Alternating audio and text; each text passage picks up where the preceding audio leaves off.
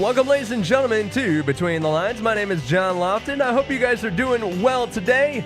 I am so excited to finally be healthy again. If you guys can't tell by my voice, I am feeling much, much better this week, and I am so glad, so glad that doggone sinus infection I was dealing with is over. I actually kind of got really scared with it because, as a lot of you guys know, I'm on immunosuppressants because of a kidney transplant. And I was just like, it's the first time since the surgery I'd actually been sick. I didn't run a fever. And actually, I kind of had the same course my wife and kid did. Lasted about a week. The series of it, it starts in the head, then it was in the nose, then it got to your throat, and you couldn't talk right. And I was doing the Oak Ridge Boys, pop, Okay, I'm not doing it. But you guys get the idea. And then you kind of blow out your nose the rest of the time and cough it all up, and not to get all gross, 30 seconds into the show. But I'm feeling better, and I'm so happy. This last week has been a whirlwind for me. I started a brand new job, working for a company who's got a client of theirs that I'll be supporting that does projection equipment and computer monitors, things like that. Going to be doing parts orders and a little bit of technical stuff with that. And I'm excited. I'm going to miss the TV station. I really am. I'm going to miss everybody there. I've never said the name of the TV station.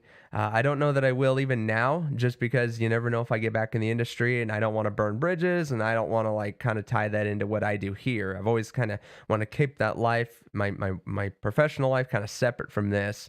But those who know me, you guys know kind of what I'm talking about. So, but yeah, it's been a good thing. I work from home, so naturally now I have to use a green screen. You guys can kind of see that behind me here. Let me see if I can still remember how to do this. I don't think I can do this anymore. No, I thought I could. Nope. My shortcut key doesn't work anymore, apparently. I haven't actually done it in a little while, so I don't even remember if I can actually remember how to do it. But anyway, there is a green screen behind me, as a lot of you guys know, and it helps with graphics and anything, so it's always an upgrade. I just can't use my studio in a way that I used to use it. So the picture that you guys are seeing is how my studio used to look before all my equipment got set up. So I probably will, for now, for the foreseeable future, keep using this green screen and do it with graphics, just because I really don't want the company I'm working for as equipment to be shown, because I'm working from home. Speaking of working from home, I've had a chance now this week to watch a lot of news, kind of get caught up on current events. I'm watching the news for me now, not just because I work for the news or I'm super technical or anything. So we're going to be talking about U.S. spending today, and I just thought of this neat little concept idea, and it's just a fun way to think about this, really. I mean, and honestly, somewhat seriousness. Our grandmas, they taught us a lot about money. My grandma used to sit, they'd have the checkbook out, and they'd write everything down. You actually had a book. You had when your checkbook, they had a balance sheet, at the beginning or at the end of it. Some people kept it in a log. My dad does his still in Excel, even though he has online banking and all that. So we're going to be talking all about that today. But I want you guys to know, please feel free to go online to the live stream here. Comment below, your thoughts on this whole spending spree that our government's in. Like it or not, this is really what it is. We've had an unprecedented spending, and now we're kind of at this point where, oh no, we've reached the cap, or the so-called cap of what the United States can spend. So it's kind of come to this point of, are we coming to a reckoning? Can our country go bankrupt? What would our grandmothers say about the world today? Now, I'm not trying to lump everybody's grandma in the same, but you kind of get the quintessential grandma is very conservative, always pinching pennies, and if you did something good, she'd give you a nickel, that kind of thing. I'm just talking about that kind of a mindset, and, how to save, and the whole piggy bank idea. As a kid, I didn't have a piggy bank. I actually had a giant Crayola crayon that I would stick my coins in.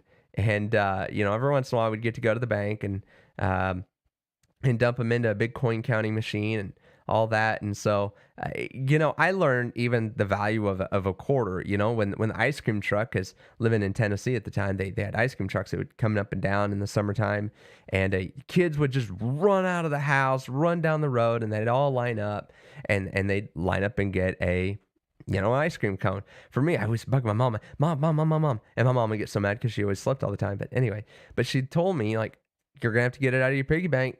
Your crayon, you're gonna have to go get it there. I'm not giving it to you. And I'd run because they don't stay very long. They're kind of cruising along, for a slow old truck. Man, if you weren't out there in like 2 minutes, you missed it. So I remember that those days, pretty vividly. But that's how I learned how to save. That's kind of where I kind of had this idea of I had to do something in order to earn something. And nothing in this world is ever free. Some of you guys may be familiar with this term. There's no such thing as a free lunch, right? Everything's got to be paid for at some point. And right now, our government's borrowing, but how are they borrowing so much? And is there a limit? Well, found some interesting resources. And as you guys know, I don't ever like to try to, go, with a lot of the major news outlets. I try to stick with, nonprofit organizations, educational organizations, just to get the least amount of slant on an issue as I can. But I will pick up a news story every once in a while. And speaking of which, in the end of this description, there's a link to my Google Drive with all of my show notes. I don't know if I got today's notes in there in time before the show, but I will certainly make sure that they get in there immediately after, because I'm looking at them right now. I'll make sure that they get into that Google Drive here at the end of the show today if they're not already there. So again, comment below. I want to hear from you guys and figure out what your take is on all this. How did you guys save? What did you guys do? To save money? What were some odd jobs? Does it carry over? Do you kind of wish the government would look at that? And how does the government get money, and how does the government borrow money? Some of you guys may know this, some of you guys don't. First question I want to answer right off the bat: can the United States government go bankrupt? The short answer is no. The United States government cannot ever go bankrupt unless it chooses to. That means defaulting on its loans and choosing not to pay back the loans it has out. That would be the only way it could go bankrupt. But nothing stops the Federal Reserve from printing more money. Nothing stops the Federal Reserve from buying IOU bonds, essentially. First instance in recent history, well, somewhat recent history that this happened would have been back in the Great Depression. And then you can look at as recently as the 2007, 2009-ish, banks and, the real estate industry and all that collapsing and all of that. So you and the airlines, I remember at that time, needed bailouts, and, that's what they were talking about. And we're all having to pay for it. Like it or not, as much as they want to, one party or another wants to tell you that the rich are going to start paying their fair share of taxes, that you and I aren't going to have to pay more. In fact, we're going to get more, right? I cringe a little bit because as much as I still need the government's help because some of my meds are stupid expensive, and without it, I wouldn't be able to survive and take the meds that are keeping me alive right now. As much as I hate that, it's a matter of need, because there's no way on earth I could afford $6,000 plus in, prescription drug costs a month. Some of you guys with diabetes, some of you guys who have other transplants and other complex diseases with specialized medications, you know exactly what I'm talking about. And so some of these things we kind of need the government's help to subsidize, because the private industry or the drug manufacturers have made it impossible. But is there a limit to that? Is there a limit of these social incentives that we have that we can sustain with taxes and bonds and everything else? What happens to inflation? One example I'm going to use here talks about, even if a stick of gum is $1 million for one stick of gum, it doesn't change the fact that $1 in US is still $1 in US. That's going to be owed back. So we can kind of go take a look at that. I do want to read an excerpt. This one comes from brookings.edu. So I'm going to scroll my mouse over here just so I can switch to it. And what I found interesting here is just kind of how they described it. Where's all the money that the U.S. spending coming from? So, of course, savings. The world has been and still appears to be awash in savings. One big reason: interest rates in the U.S. and Treasury debt and debt of many foreign governments were so low before COVID-19 hit. This suggests that there is ample room to increase borrowing now and at a relatively low cost. But again, borrowing is still the key. It is not like there's a surplus. In Iowa, there is a surplus. There's actually a lot more money coming into the state of Iowa for state taxes than what the state of Iowa needs. I think there's like $1 billion now, is what they were telling us last time I watched the news. I'm going to skip ahead, but in my notes, you guys can read quite a lot of this. But basically, this is the point. So central banks, Federal Reserve, and can and does create money, and it can and does use that money to buy government bonds. That's what the Fed did back in the Great Recession, as I talked about earlier, and the Great Recession of 2007, 2009, and that's what is going on now.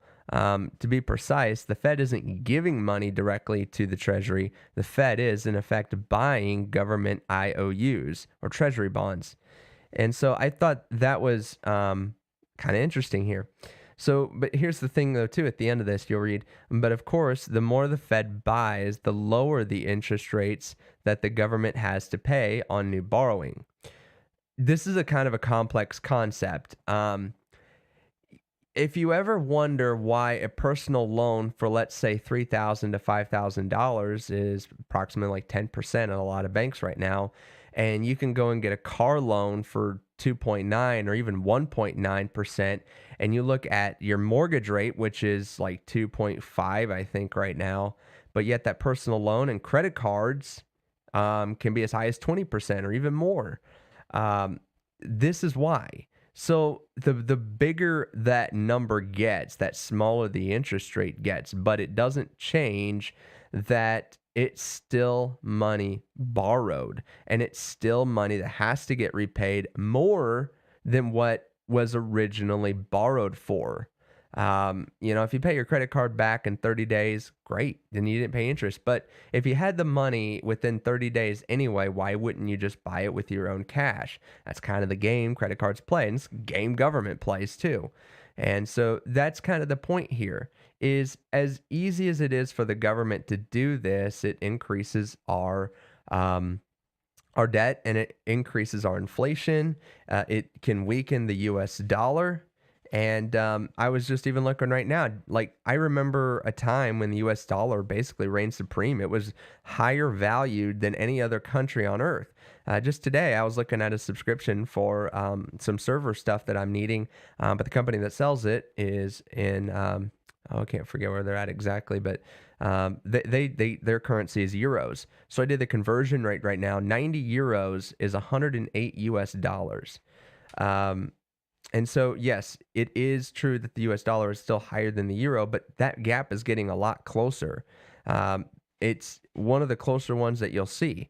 And I'm just kind of surprised at how close these numbers, as far as currency exchanges, are getting, where the US dollar isn't going to be such a mighty US dollar, as they used to say.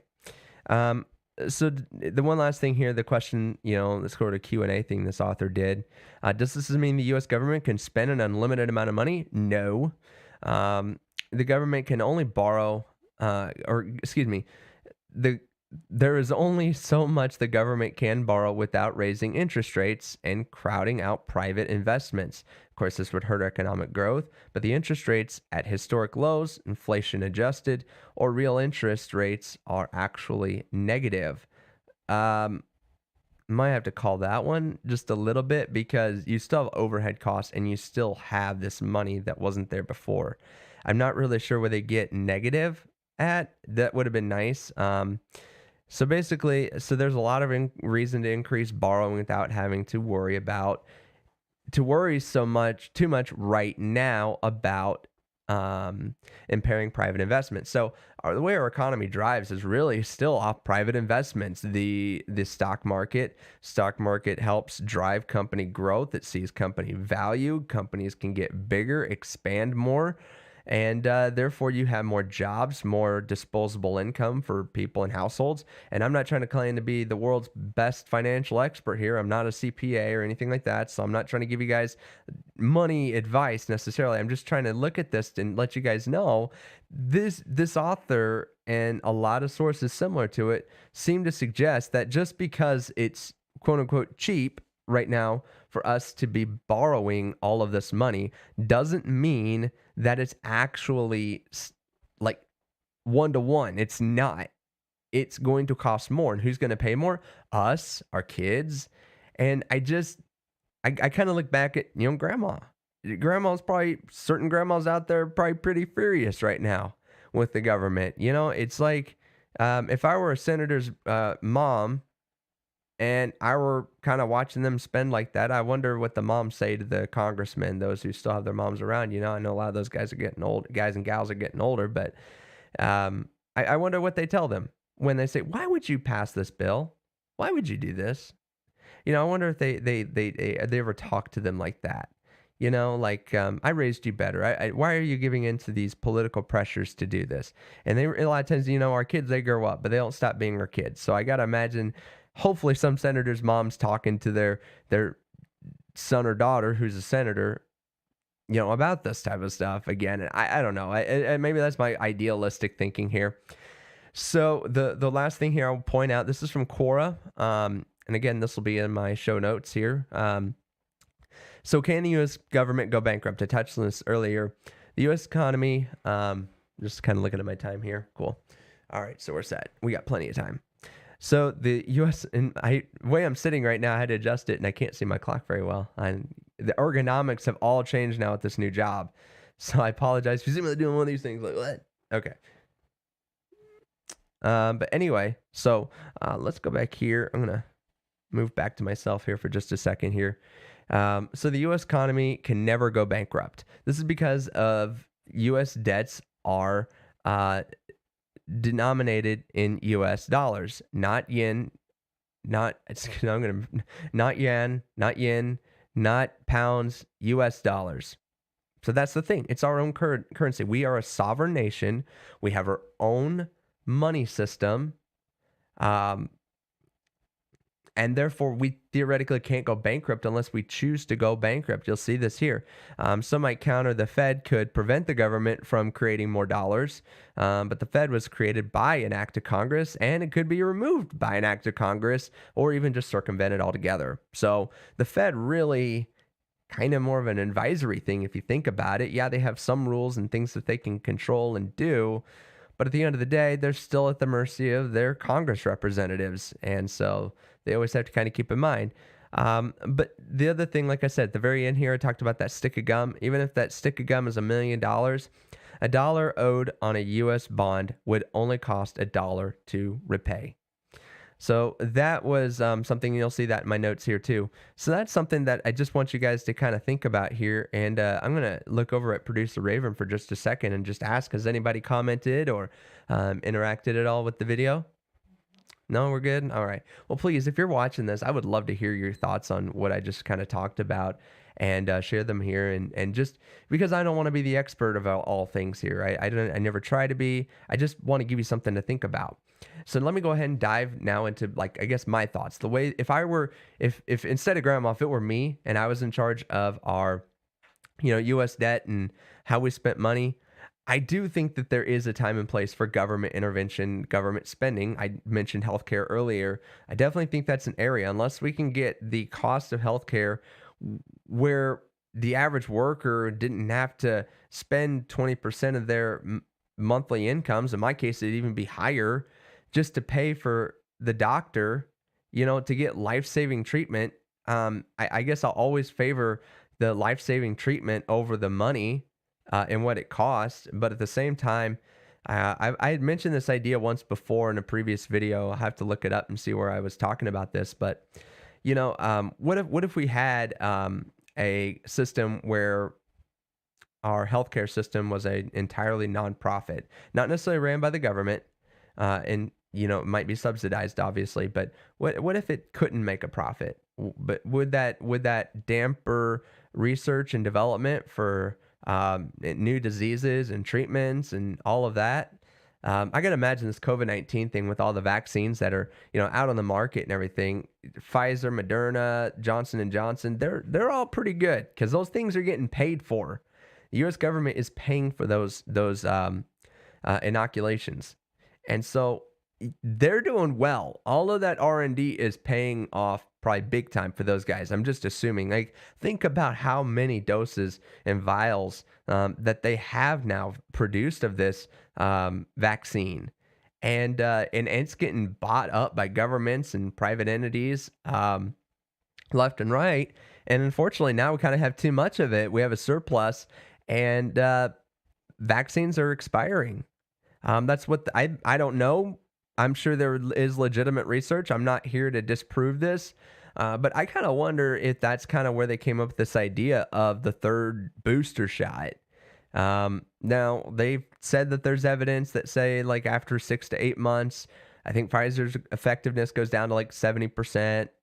I don't know what Moderna's is or if they've done anything with J&J, but to me, it's just this whole thing just seems like a big push. It just seems like a big kind of pain in the butt from it's like listening to an almost 2-year long political ad about COVID-19. I mean, Raven's laughing here. I mean, am I right? Did I make a point? Here, I'll open you up real quick. Do you think I made a point here, when I'm talking about this? You don't want to say anything now? You were laughing just 2 seconds ago. Come on, I'm putting you on the spot, but you can at least say, yeah, that makes sense or something. Come on, Raven, help me out. Nothing? I don't even have her camera on today, guys. I can't even hot punch her over. All right, we'll leave her be. But she was laughing, I promise. But But anyway, we all know this, right? We all know that this just seems like a giant political ad almost. So even if there is medical science, I think might be driving some of that. And I didn't want to get off on a COVID tangent here, but I just thought about the money aspect that's being poured into these PSAs or public service announcements, I should clarify. And I just think about this entire cost. Now I realize we're saving lives and helping people, at least that's the goal or the stated intent.